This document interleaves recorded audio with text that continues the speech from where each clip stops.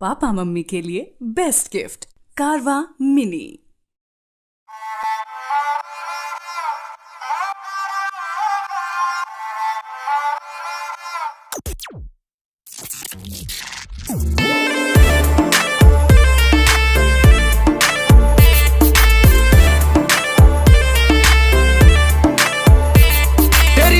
बता रही है कि कल रात तेरे संग सीन हुआ, उलझन में थी फुल नाइट, तू जगले जागल तुझे दिन हुआ। तेरी आंखें बता रही है कि कल रात तेरे संग सीन हुआ, उलझन में थी फुल नाइट, तू जगले जागल तुझे दिन हुआ। तुझको बताऊं कैसे छुआ पिया रे ऐसे, आँखों आँखों में सतानी हो गई। सैया ने देखा ऐसे मैं पानी पानी हो गई।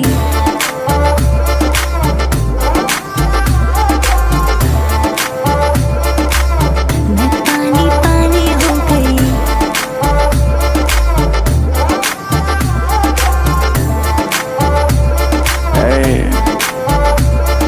चलबू का ग्लास बखाली भरबू का, साथ आई लइका से डरबू का, अंदर की फीलिंग से लड़बू का। हाँ हद हो गई, हद से आके भी बढ़बू का, नाउ एक कड़ में फारम फारम पे घोड़ा घोड़ा पे चढ़बू का। अरे तोहरा लल्ला बादशाह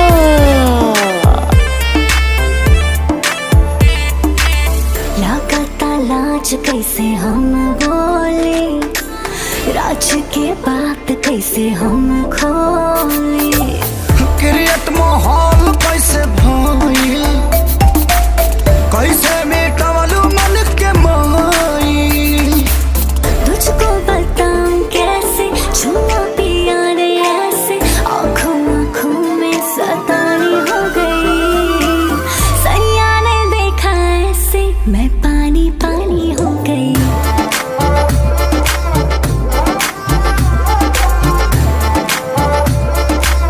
मैं पानी पानी हो गई।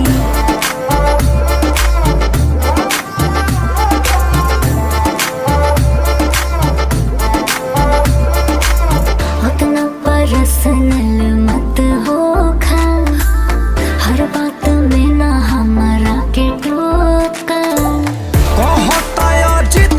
सारी शुभम के आई कहिया बारी।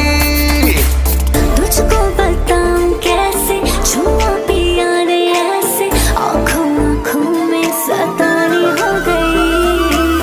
सैया ने देखा ऐसे मैं पानी पानी हो गई।